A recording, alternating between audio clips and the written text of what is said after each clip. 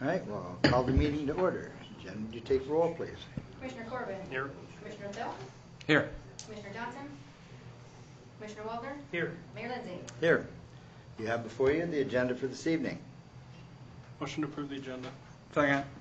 We have a motion and a second. All those in favor signify by saying aye. Aye. Those opposed, same sign. Motion carries. Under appearances and acknowledgments, I do not see Mike Johnson in here, so we will move to Justin Meyer. Justin, would you like to begin your presentation, please? Yes. I wanted to introduce to you guys or show you a new interactive tool that we have been working to get set up and running. This is a program that is run by TriTech Software Systems, which is a partner of Zerger Software, which we obviously is our records management system. This is an interactive tool that allows members of our community to go in and see what the police department is doing. So it's crimemapping.com. It's pretty self-explanatory. There's a couple of different ways to search for agencies. So you can go in and punch in South Dakota. And then you can see that right now ourselves and Sioux Falls are the only two departments in the state. I would expect this to continue to grow. This is a tool that is at no cost to our department. We've been working on this for close to a year to get this set up and to get it running for our department. So basically what this is it'll go in and show what some of the major calls that we have been on. And as you can see, these are the only crimes that this covers. Unfortunately, it doesn't cover everything. Last month, we responded to about 450 calls for service. And this is only going to bring up a very small portion of that, but these are the most serious crimes that we typically deal with. And this just breaks it down a little bit easier to read, but arson, burglary, homicide, vehicle theft, robbery, sex crimes are just a few. Where can you search? You can punch in your home address and you can break this down anywhere down to 500 feet and a 2-mile radius, which is pretty much going to cover the most of our state. You can also customize searches on this, so if we go for the last 4 weeks, we see that, okay, now we have 20 records that have come up that we have dealt with crimes in these categories. So if we zoom in on a couple of these, we can see that if you click on that little tab, it'll show you that a theft had occurred. It was reported in the 800 block of North Lincoln on the 23rd at approximately 1 p.m. and the description of that is a petty theft. It gives us the incident number that corresponds to our case report.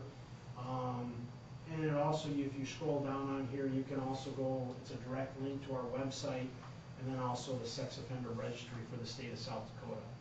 So you can also search who and where in the city of Madison. Another instance you see here is we had a simple assault domestic.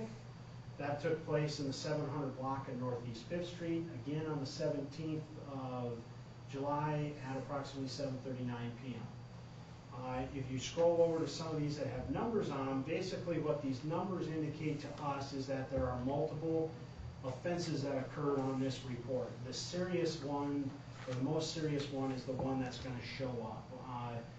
At this point in time, they cannot show all of them through the programming. So what I asked them to do was show that there's more than one, but that is the most serious offense. Is that more than one on the same date or just more than one in that day? Multiple charges arose out of the same call. Okay, same call rather than same address. Yes. Chief, in the upper right corner there, you hit that next, and it'll show like some additional parts of that one. I think it just goes to the next one over. The next reported one of Correct. That. Okay. That's showing that in the 700 block in North Egan on the 26th at 4:43. They're both simple assaults. One is simple, yeah. 2 different incidents. Yep. Got it. Yep.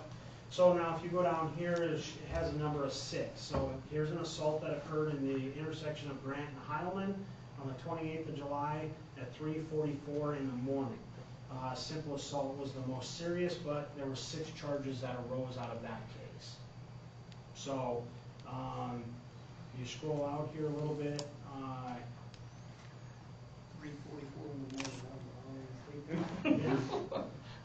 another theft that occurred, you can also see here at the corner of Northwest 2nd and Union, we have a vandalism case that was reported on the 17th at 8:33, and then also that little squiggly line is indication of a DUI arrest that occurred at 2:25 in the morning on the 28th.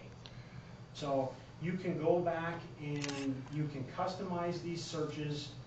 Right now, it will go back 6 months is the parameters of that search. So, 1 second.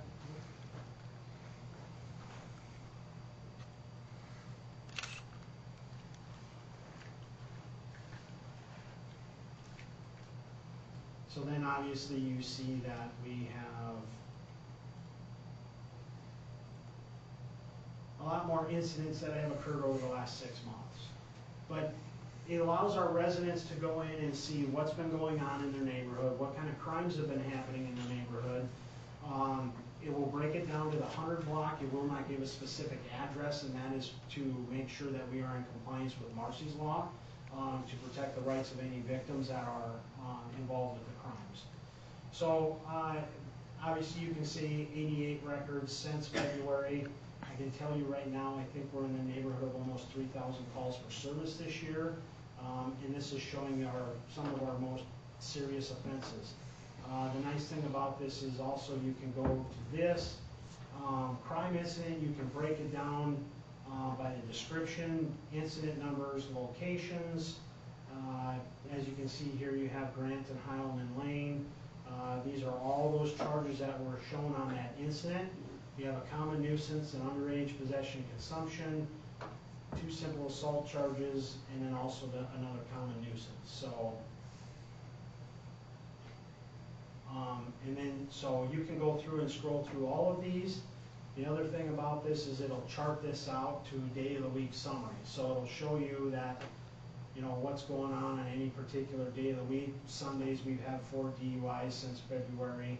We've had 5 drug and alcohol arrests on Saturdays, 5 DUIs on Saturdays. So you can see when are we getting most of our DUIs and other types of reports, vandalism reports, those types of things. So it's a neat interactive tool that, like I said, is at no cost to our department, and it allows the members of our community to kind of go and see what's going on within our community.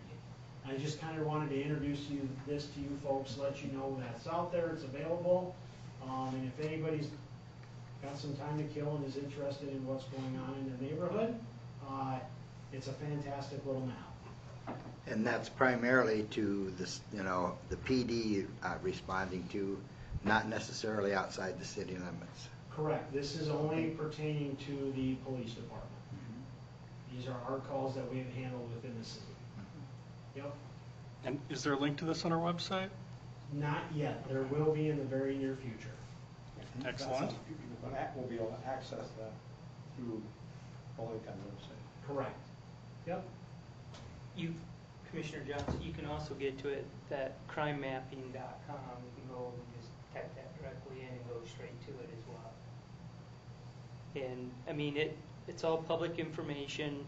I like this just from the transparency standpoint. It really shows a lot of the transparency between law enforcement and our community and our citizens. People can look at this information, and of course, if they have questions, they can get a hold of us as well. These stats are updated once a day. Once a report has been approved and is ready for finishing and to go out to the prosecutor. So obviously, if we have an active investigation, it's not going to go out. But if any of our reports have been approved, they will hit the map the following day. Chief, what do you mean by approved? So once our reports are completed, so if we make an arrest, say we have a simple assault domestic or a DUI arrest, the officer, depending upon the time of the day, how close he is to the end of his shift, he may get a report started but not finished. or if we're looking for more information, waiting for more information. Once that report has been completed and a supervisor has reviewed it and it meets everything that we need, we then approve it, so that way it's accessible to the state's attorney's office through their, they also share this program of Zerker. So that way it's basically our investigation is over and done with, it's a completed case, the report's been approved, and it is ready for further prosecution. Is it normal for Monday to be your second busiest day of the week? Yes, depending on if everybody's gone for the weekend, they come home and maybe late Sunday night they discover something. It's not typically uncommon. I know there's a reason I never like Mondays. Yeah, you and me both. And that might have some 3-day weekends in it too. Yeah. Yep. Yeah, with the 4th of July, you had people taking half of 1 week, you know, the front end of the week or half the back end of the week off. So, but again, this isn't an accurate description of all of our calls, but it's the major categories, and that's the only thing that they have right now. Maybe that will expand in the future. We'll have to wait and see, but it's a nice little interactive tool for the citizens. For example, it doesn't have like all of the calls for dog barking and a lot of those other kind of day-to-day duties that our officers do. We still track all of those and we still have all of those, but if it was animal complaints, that would be all just a big old blob. And so. Is there any option in the future to do things like vehicle accidents so that we can go back and do a geographical look at where most of the accidents occur in the city and maybe look at changing the way traffic is managed at those points?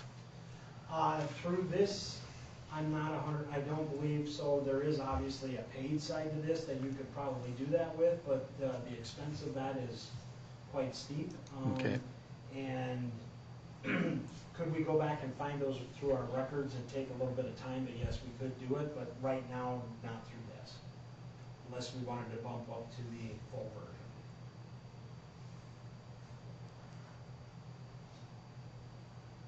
Any other questions or comments? Thank you. Thank you. Thank you. Thanks, Chief. Yep. One question, Yeah, in any way, is there any way that somebody's rights might be violated through this? No, there's no names associated with these at all whatsoever. Addresses are not noted? Excuse me? Addresses are not noted? It's just, let's say we're at 116 West Center Street here at City Hall. So if an assault were to happen here, it would show it would be the 100 block of West Center Street. So there's no exact addresses listed, and that's just a way to protect the victims in any cases. So no, this is completely compliant with state law, and obviously that's one of the things that we made sure of before we went through this. Important piece. Yes, absolutely. Yeah, I mean, I think it's important for the public to understand that too. Yep. So, Yep. Thanks. Yep. Any other questions or comments? Okay. Again, thank you. Thank you. Thanks, Chief. Seeing Mike Johnson has arrived, Mike, would you like to step up and address the commission?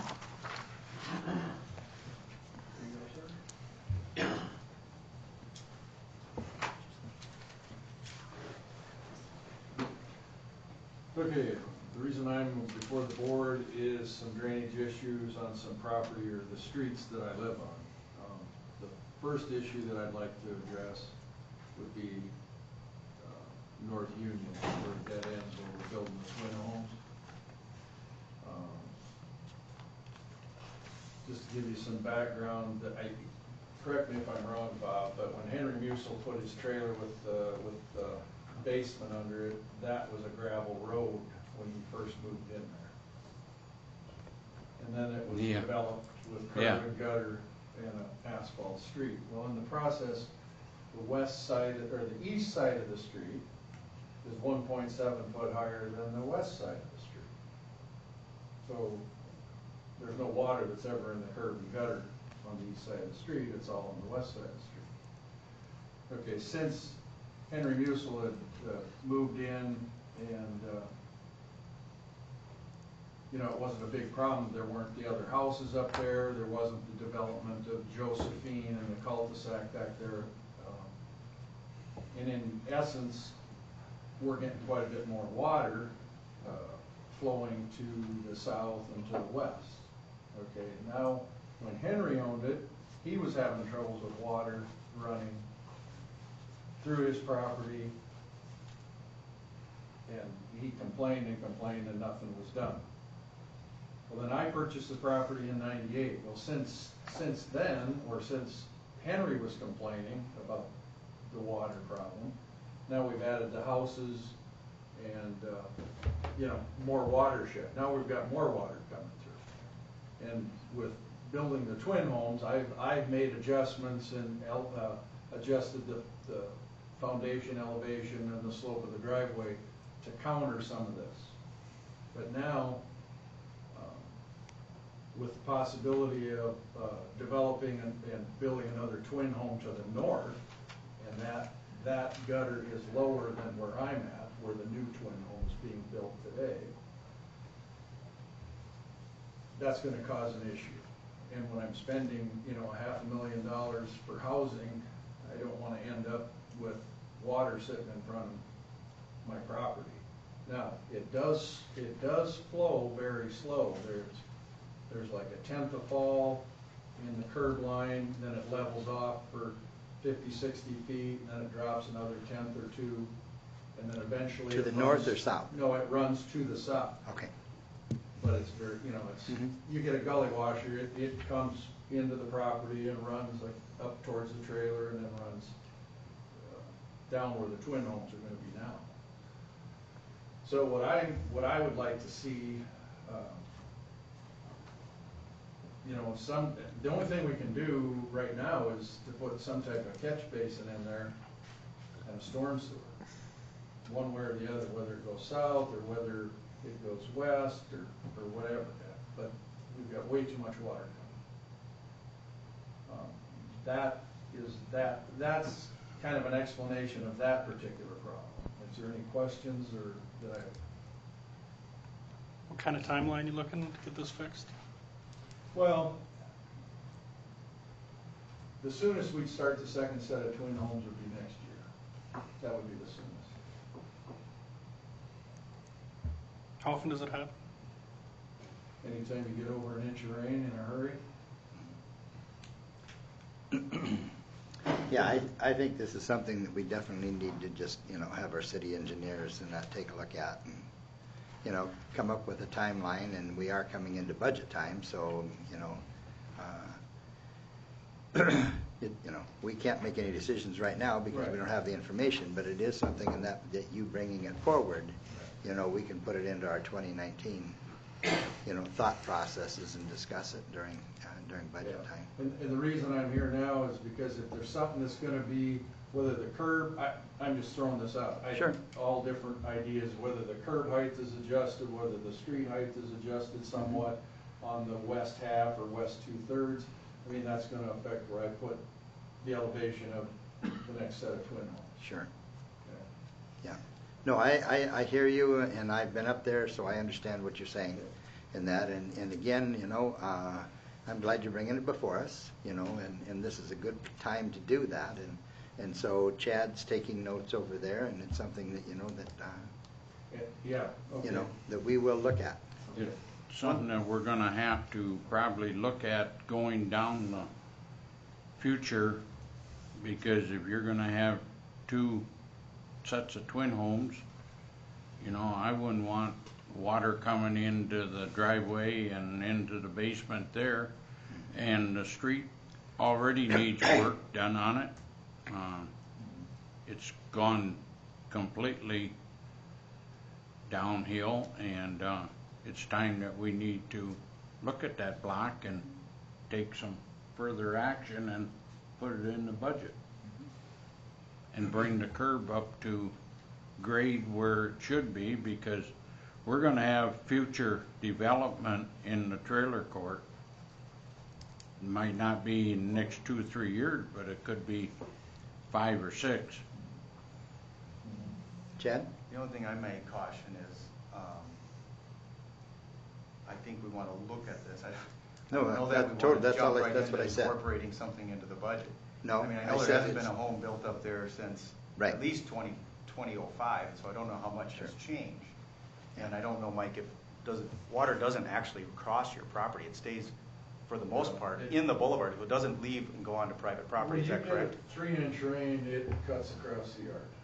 And up onto it slightly a little bit, and then it does drain away Well, slow. not slightly, it'll run right across, like where I showed you, and then it runs between where the foundation of the twin home and the south side of the trailer would be. Sure. And you're building your new house up, so it won't enter your new house. No, Okay. no, I've made adjustments for that, but now if I'm gonna make adjustments, on the north house, then we're gonna be way out of the ground to counter this, But this isn't the first time that this has been brought to the commission, not this commission, but back in the late 70s, early 80s.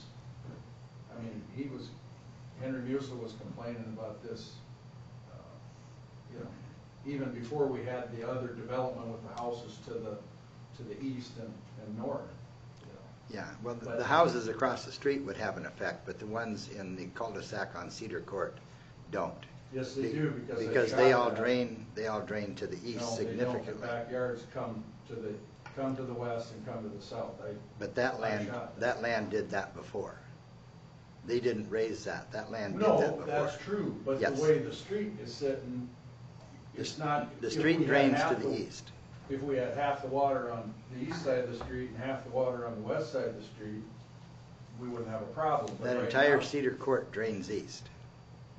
From the front Totally. yards, from the From side the yards, front yard, backyards. not from the backyards. The backyards were not raised. The backyards were the same topography that was there before the homes were built. That's all I'm saying. Well, So, I Yeah. don't Anyway, know. it's an issue in that you brought it to our attention, and it's something in that, that our engineering department will take a look at. We'll put it on the list, Mr. Johnson. Pardon me? We'll put it on the list, thank you. Yep. Okay, then I've got one other issue down on where I live, on the corner of Northwest 9th and Union. Once again, I purchased the house in '85, that's 33 years ago. And the first time that we got a gully washer or something where the water was clear up into my yard was in 1990, so I came to the commission and said we have to do something. Well, since then, I've been back a number of times, not with this board or this mayor, but since then, we've added the school, which we get watershed. Everything in the trailer court runs, that's always done that, but even the sidewalk on the front side of my house, if you get 2-inch, not even, between an inch and a 2-inch thunderstorm, sidewalk's underwater. You get a 3-inch, 2 to 3-inch rain, and water's within 25 feet of the house. Is that coming from the street going north, or is it coming from Amert's Apartments down onto you? From the trailer court and west of there. You can see the water, it's this far out of the curb, and then it's this far out in the street, and then it's, you get a 2.5, 3-inch rain, and it's got half of 9th Street covered. Okay. And then, when you start doing that, then you start flooding the sanitary sewer. So I ended up putting in a backflow valve on my sewer line. Sanitary or storm sewer? Sanitary sewer. So we must have infiltration up there then. Well, the street floods, and then you got some holes in your manhole covers, and manhole cover seeps, and Gotcha. Yep. and I'm with you now. then it gets flooded, and it So has to where's back the up. nearest storm drain from your house? Down by Josephine. So, yeah, down by See- where it goes on up my street. Yep. Yeah, once it gets past my place in Amherst, then it kind of, or Amherst Right, yes. condos and the other rentals, then it kind of, gets back in or narrows up a little bit because you've got a lot more fall, but it's significant. And, if we could put a catch basin, storm sewer in that area, Okay. that's in need of it too. Okay. And Chad's taking notes. Yep. So, Okay. all right. Others? For your time. Okay, thank you. Thank you. Thank you. Number 3, acknowledge retail on-sale liquor license transfer application and set a date of hearing for the Cherry Bar LLC to Cherry Lanes Bar to Cherry Bowl LLC, Cherry Lanes. Okay. Application's in front of you, lots of cherries there. We will approve, or we would And ask the for your date? acknowledgement this evening. We will Yep. publish later on this week. 7 days must go by. We would set the date of hearing for Monday, August 20th. This would technically be a transfer from longtime owner Ron Beckman to the gentleman who's been, I understand, operating the place for quite some time, Mr. Mitchell Schneider. All is in order. I'll make the motion we approve or acknowledge the retail on-sale liquor license transfer application and set a date of hearing for August 20th, 5:35 p.m. 5:30, please. You'll know 5:30. that. 5:30 p.m. on August 20th for Cherry Bar LLC, Cherry Lanes Bar to Cherry Bowl LLC, Cherry Lanes. Second. We have a motion and a second. All those in favor signify by saying aye. Aye. Those opposed, same sign. Motion carries. Why'd we move it up 5 minutes? Because I'm using the verbiage 5:30 or assume thereafter as the Okay. matter may be heard, so we don't sit here and twiddle our thumbs. Thank or you. Start to Wait, early wait, sometimes. Wait for 5:35. 5:30. Right, so we're gonna set it at 5:30. Chad actually does that with planning commission too. He sets everything for 7 o'clock or soon thereafter as the matter may be heard. Okay? Number 4, acknowledge the 2019 to 2023 infrastructure improvement plan, and I'll ask Chad to address that one. Yes, thank you, Your Honor and Commission. Included in your agenda packet was the plan that we refer to as the Infrastructure Improvement Plan, or IIP, and it's for a 5-year period starting in 2019. We've been preparing these on an annual basis for quite some time in an attempt to lay out some projects that we have anticipated in the future and coordinate with the Public Works Department in developing these. And so I passed a color copy of the plan around too, because there are different charts in there that some color may actually help. But I just wanted to hit on a few high points. Primarily, this really only commits to next year in a firm fashion, so to speak, in that Jen is taking some of these numbers and so on and incorporating them into the budget.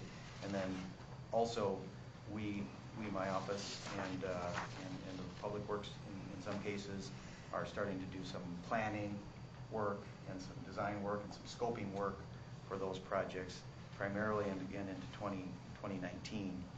And it does give some placeholders and et cetera for future projects and so on. So a couple high points about this plan that I'd like to point out. It does exclude electric. It doesn't include any electric improvements. And then it excludes any plant type facilities and projects. In other words, any projects at the water plant or the sewer plant or the water towers and such like that. It's how I've described it in the past. It's more linear type projects within the streets, whether it's the street surfacing itself or it's what I refer to as a resurfacing project or a utility project, which may involve water main in a street or even cured in place pipe. That's simply a lining process of sanitary sewer mains, or in some cases reconstruction. But I wanted to note it excludes electric and plant type projects. Moving back to next year, just to talk a little bit more about next year's project, Washington Avenue, the reconstruction on the highway is a major project next year. In excess, the contribution towards the project in excess of almost $1.4 million. That does include some different testing, our matching contribution towards the state highway storm sewer upsize that you had seen not too long ago, and then of course for the water main and the sanitary sewer main and pertinent items related to those. Also anticipated next year is a water main, what I'll describe as a water main project. That's southeast 6th Street, just south of DSU from Washington to Egan Avenue. And then there is another one, and I see a correction on here. It would be north Summit Avenue, north of 9th Street, from 9th to 11th Street. It's labeled incorrectly on my map, but we'll catch that and put it on the final version. So that's anticipated for next year for the water, what I will call the water main project. We are planning to improve the entire street. We started doing that more recently with these, even though the water main is disturbing just a portion of the street. And we're also trying to anticipate any other improvements that may be necessary for sanitary sewer or storm sewer in those. So this is a scoping number, a budgetary number at this time. One thing also you'll notice is the bridges on Center Street and Garfield Avenue. They were anticipated and originally budgeted for this year through the DOT process and working with them. It's delayed a year, basically. So we're going to be doing those next year as well. That has allowed us to fine-tune our budget numbers, so there's some benefits to that. But it would have been nice to get it done this year. Yeah, those are the main components for the projects next year. And then as far as the part of the 5-year parts of the plan, or the overall plan in general, I would just make a couple other comments. You know, we estimate right now maybe up to about $12 million worth of infrastructure improvements in the plan over the next 5 years. We did increase in this year's plan the contributions from the water and the sanitary sewer funds rather substantially, respectively about $390,000 and $50,000 on an average annual basis. So we bumped those up quite significantly. And then relatedly, the percentage of funding from the water and sanitary sewer. And what I would mean is, for the water, for example, we're contributing about 85% of the improvements for the water main come from the water fund itself rather than the second cent fund. So right now I'd estimate about 87% and about 59% or 60% or so for the sanitary sewer. So we're trying to push those to more of those dollars come more from those particular enterprise funds as we go. The total funding from the respective, the enterprise funds and then the general fund, about 75% comes from those annually budgeted funds, or the water fund and the sewer fund specifically, and about the remainder, about 25% from the second cent funds, and that's for work on the water main and sewer main. Conversely, for the street and drainage, which is generally paid for by the general fund, we actually, this wasn't intentional, but about 75% of those dollars of the funding for the street and storm sewer, which are typically general fund expenditures, about 75% of that is coming from the second cent. So that seems to be appropriate. You know, the second cent and the first cent apply more towards general fund items. Another item of note, as you know, we have an application out for rural development for significant projects. One would be a water tower and the other would be a lot of water line replacements. The rural development requires that the funding for the water components are funded from that, but they don't fund any of the streets and that aren't above the water main, just generally speaking. And so I did incorporate in here in the year 2020 and 2021 about $1.2 million to go towards the street portion that's not above the water main. I don't know I don't anticipate that will take care of that entire portion. So there may be some financing that is sought or some other mechanism to fund the balance of that, but we'll know a lot more once we hear back from rural development and how the project goes. A brief side note,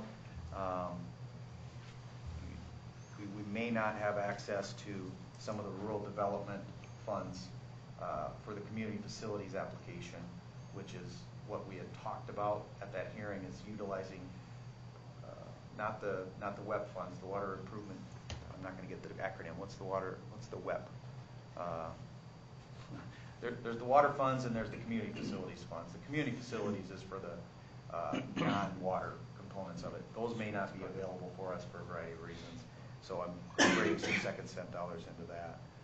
And then finally, not all the, you may ask, what are we spending our second cent funds on? We're not using all of those funds for infrastructure. Right now with this plan and what's been inserted in, if you will, into this plan, I estimate about 64% of the second cent funds are going towards infrastructure within this plan. I'll just leave it at that. There are other plans and ideas for paying for infrastructure and other plants perhaps, or various things that the commission decides on an annual basis when they budget. That's not included in the 64%. The 64% is just from this plan, is what's being taken from the second cent, at least it's proposed or anticipated over the next 5 years. So that, I just want to hit on a few high points. There's a fair amount of numbers in here and such. I'd be happy to visit individually, but I think with you or the public or anybody, but I won't get into any more of those details unless you want. But by acknowledging this, we're essentially starting the process to finalize the items for next year. And what I mean by that is you'll finalize what's planned for next year when you finalize your budget. We'll start with inserting these numbers into the budget that Jen is working on. Now, just to answer a question that we'll probably get from the public, when we replace the Center Street Bridge and the Garfield Bridge, will they be larger in quantity for water flow than they currently are? Basically, the channel itself oftentimes is you only have a certain amount of capacity within the channel, and so that will match that. So you could make a bridge 100 feet long and it won't matter because in a large rain event it's going to overtop the structure anyway. And so that's what's anticipated in here, is that the modeling was done and the permitting was done through FEMA, such that in those 100-year events there will be a no rise effect on it. And that's actually a requirement.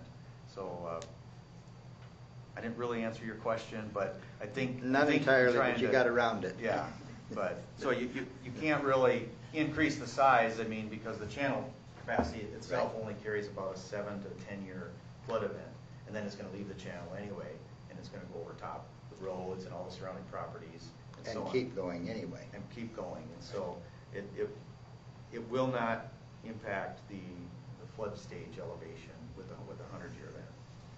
So. Yeah, because typically in that, people will say, well, why don't you make the bridges bigger so more water can go through them? Right. So. I've been hollering about this Garfield Bridge ever since it came up a couple years ago. I just don't think that we should even do anything for what it's going to cost. We could use that towards infrastructure of water mains and streets going down the future. I just cannot see what you have proposed to us, that it's worthwhile to put a new bridge in when the streets are bad. You can't build in that area because it's a floodplain. I just think it's a waste of money. Bob, can I just ask a little more on that? Are you saying just leave the current bridge that's there, or Exactly. take the bridge out and not have one there? Well, either way, but it don't do any good to do anything if the railroad's not going to do anything with their bridge down the road, because it's still going to be blocked down there. So why are we throwing our money away this way when we could put it up on North Union or someplace? I just think we need to sit here and look at this a little bit before we say yes. Chad, thoughts? Yeah, this project has been in the works for probably at least 5 years, and Bob has brought those to our attention before, and we talked about it with the group, and the commission had put a fair amount of thought into it, and we had consulted the public works director at the time and others, and every step along the way it was approved to proceed. There's different resolutions of approval. There was hiring a consultant.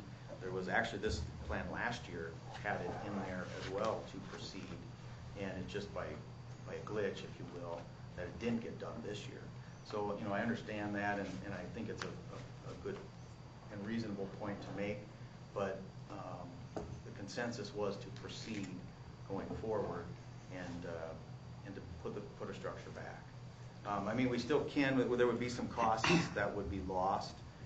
Some of the design costs already. If we don't proceed with that, I apologize, I don't have it off the top of my head, but it may be in the range of $60,000 or so that we've already incurred. We'd have to pay those back. I'm pretty sure 100% now, whereas they're eligible at a 80% cost now. So in other words, yeah. Is this bridge eligible for an 80%, or is this? It is, yeah, absolutely. So we're basically the city is paying 20%. Correct. Yeah, we're to paying about replace the bridge. Estimate now about 153 would be our cost Okay. for that. So the 153 would be approximately 20% of the actual cost, which would be covered by STIP or some other funds. Right. Correct. Yeah. Okay. The So the street- savings is only going to be the 20% of the actual cost of the bridge then. Okay. The street's gonna need work. If we're gonna put a bridge in, you're gonna have to fix the street up too, because it's all deteriorating on the sides and everything, so it's something that us commissioners are gonna have to look at and decide which is more important, putting the bridge in and fighting the railroad down the line to replace there so the water can get out quicker, or I think we've addressed this multiple times, as Yeah, Chad I know mentioned, that. and I guess it's for 153,000, we can put this in, or we leave it and then we pay 610,000 and maybe even add on to that, because expenses will get worse. So we could either pay 153,000 now or 700 plus thousand in 5 years or something. So, I mean, FEMA's stepping up and they're giving us some monies with their bridge replacement program. We got to take advantage of those funds when we can get them. well, yeah, but we got a guy sitting here in the audience tonight that would like to have this street done, and we don't know what we're gonna do with that, but yet we're gonna spend $153,000 on a bridge going nowhere that could be taken out and the street closed down because it's closed down a block south anyway. But if we take the bridge out, we're going to have to reinforce that area, so we're probably going to spend close to the same amount of money reinforcing it. Is it a bridge that's in The one now is rough shape? This one is one of our worst ones with the structural capacity rating, and that's why it's eligible for the participation of the DOT. And so it could be retained likely and load rated. You put different postings up, and you'd want to keep different vehicles off of it. But I would have to look into it more to see if we'd be forced to just remove it, or we could leave it. I suspect we could leave it, but there would be some risks to that, I believe. Is it set in stone for next year? I'm just thinking of vehicles trying to avoid Washington Avenue if we... With the process that we have to go through with the DOT, and I would recommend that we just don't try to further ruffle the waters, so to speak. There's Grant that can go through, center either way. There's Lincoln that goes north-south, Grant that goes north-south, Garfield's the only one. There's a pretty good grid system there going east and west too. I think it won't have a significant impact on traffic, in my opinion. The restructure of the bridge, a lot of it. I think Mr. Corbin was talking about delaying it, and so I don't think it will be that detrimental for the traffic patterns in the area to proceed with something with this plan. We discussed that last year when we were talking about this year.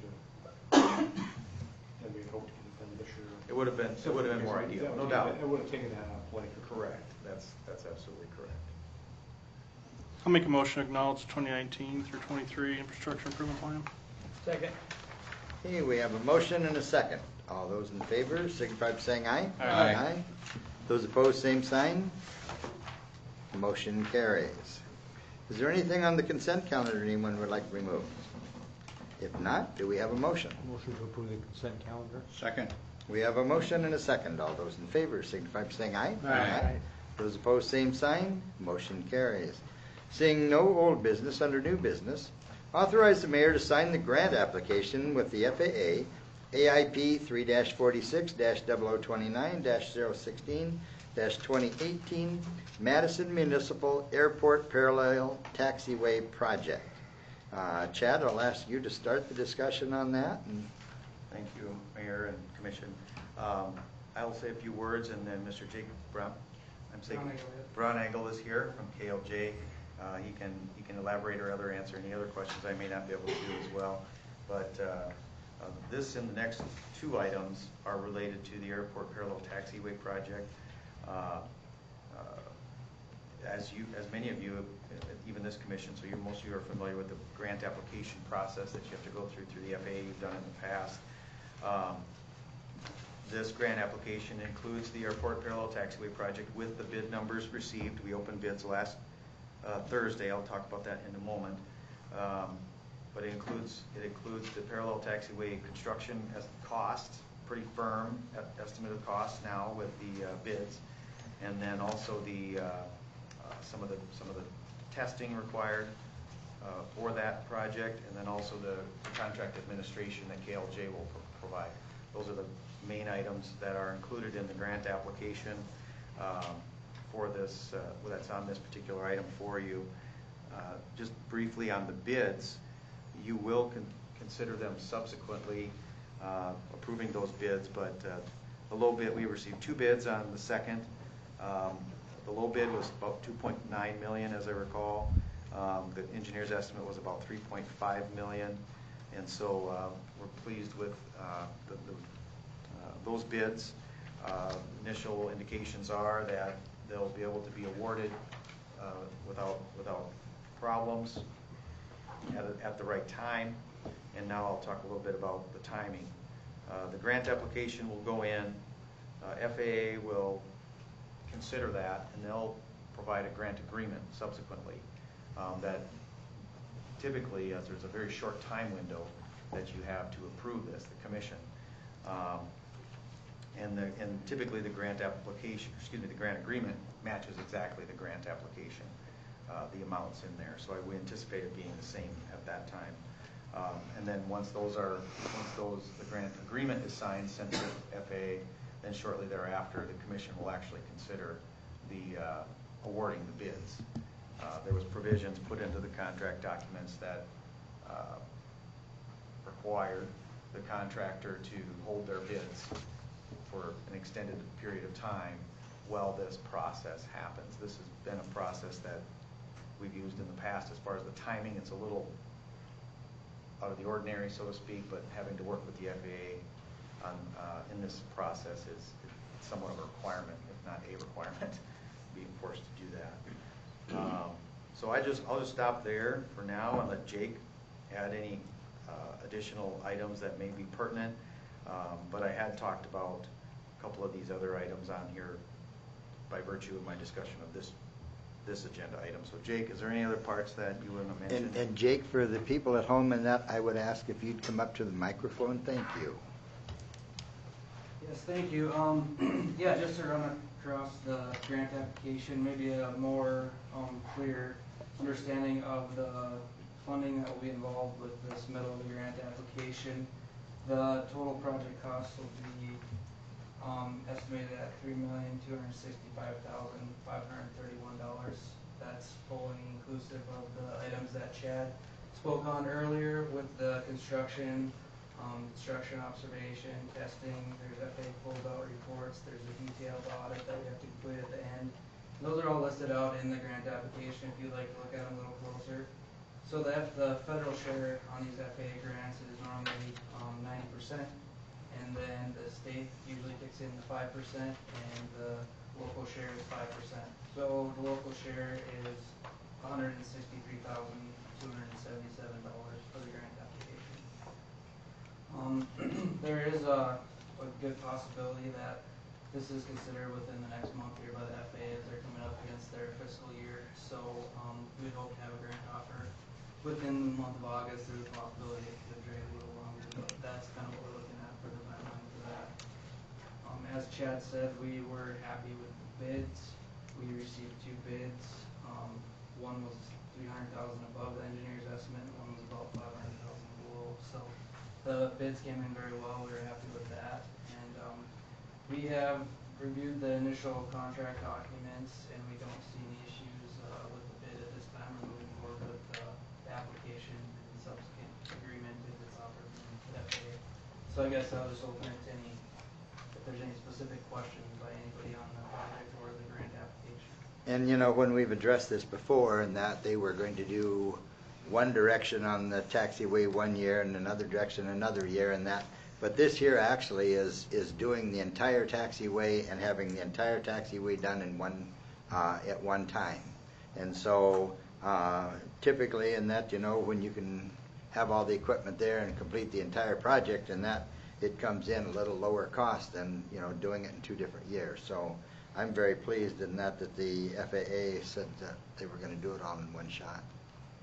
Yeah, it could save some considerable money. I mean, you go through the whole process over again, reworking the plan set, getting a new contractor. I mean, yes, Right. The bids are. Whenever we found out that the FAA was able to participate on the full parallel taxi, that was obviously a huge benefit to the city. Yes. Yeah, it saves them some money and it saves us money in the process too. Other questions or comments? I'll make a motion to authorize new business item number 1. Second. Okay, we have a motion and a second. All those in favor, signify by saying aye. Aye. Aye. Those opposed, same sign. Motion carries. Okay, and number 2 is exactly the same thing as I read before, except it is the agreement.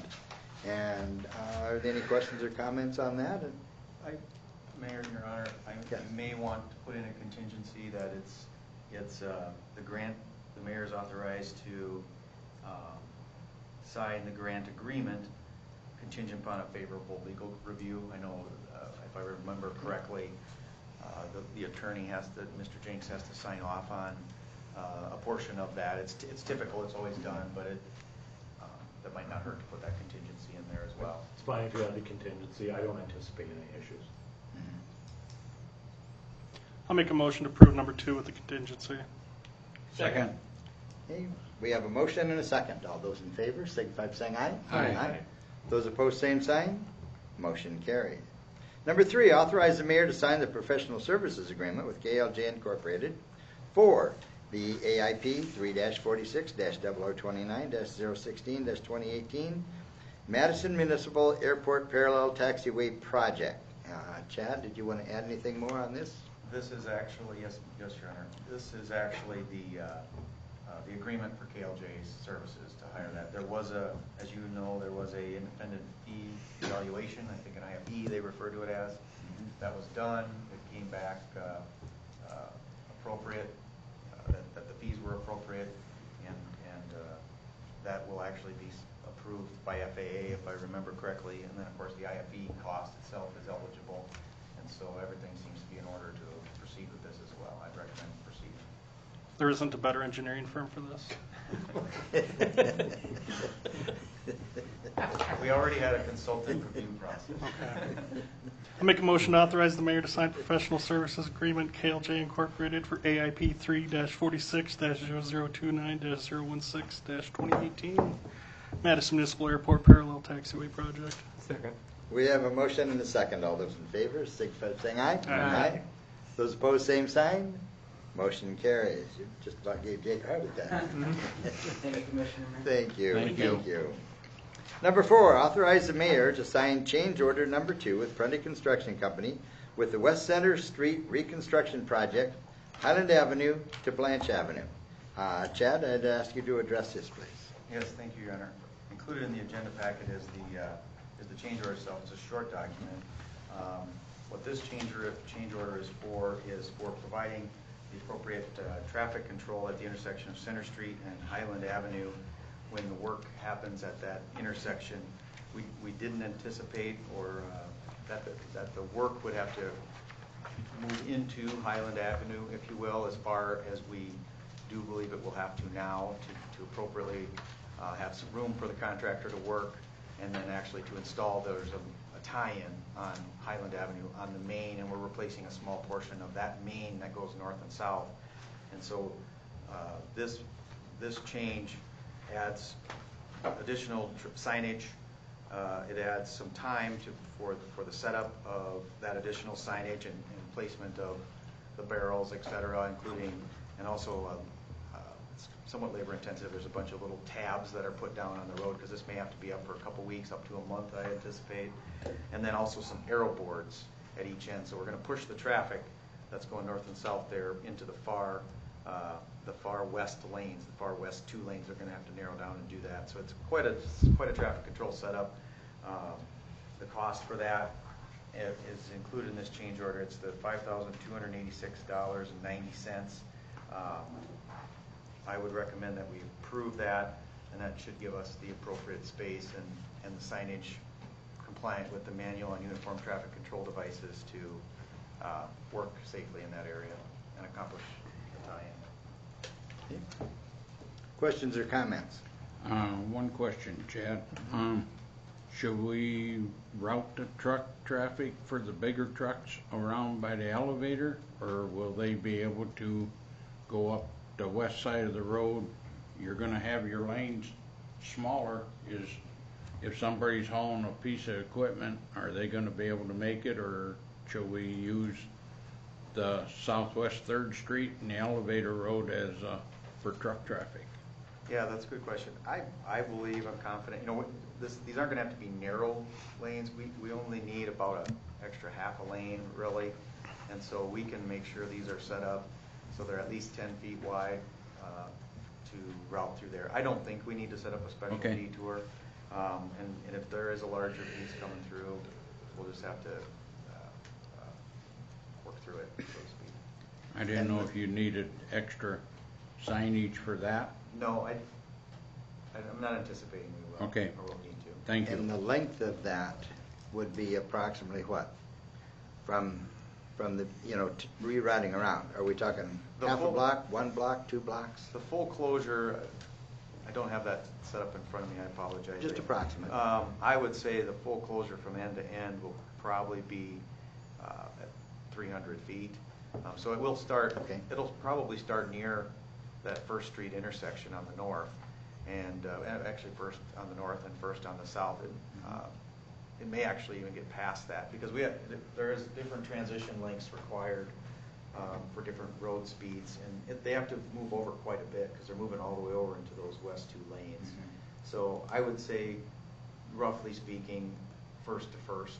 It'll be the barricades and the barrels starting there. Signage may actually go farther than that. Sure. Giving the pre-warning. Gives the public an idea then. Mm-hmm. Questions or comments?